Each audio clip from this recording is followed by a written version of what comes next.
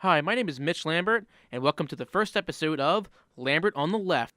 This is the place where I'll give you my spin on all things politics from a progressive point of view. Now, to kick this series off, the first thing I want to talk about is Donald Trump.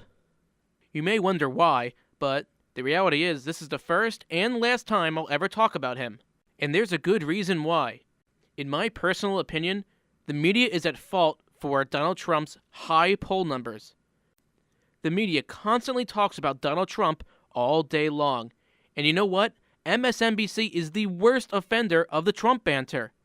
For a TV network that is supposed to be considered progressive, they sure do talk about Donald Trump quite often, and he is not a progressive by any stretch of the imagination.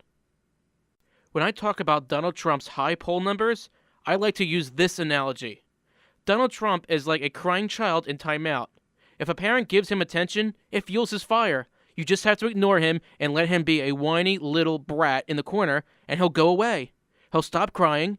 He'll stop getting all the attention. He'll just move on, and you know what? He might actually give up. It's really a shame because people said that Donald Trump would really never have a chance, and the reality of the situation is he has not stopped winning. He can say the most ridiculous things and get away with it.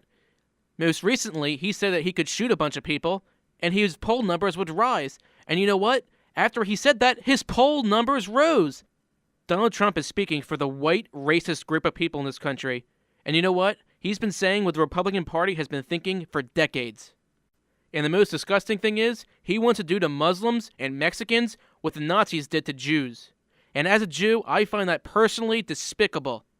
He is so against immigration that he wants to build a wall along the border of Mexico and make them pay for it.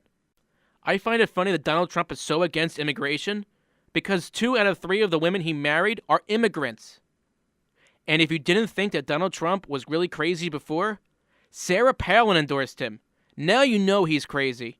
And when she was endorsing him during her speech, he looked so upset. He looked like, wow, what is this woman talking about?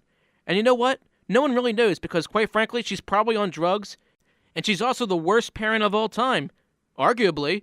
I mean, let's think about it. Bristol Palin has 2 children and 0 husbands.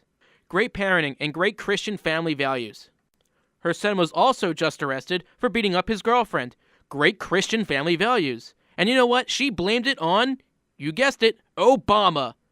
I could talk about Sarah Palin in a speech within itself, but you know what? I'll just keep it with Donald Trump for now. To conclude, Donald Trump is a billionaire xenophobic Islamophobe who takes advantage of white trash to secure votes.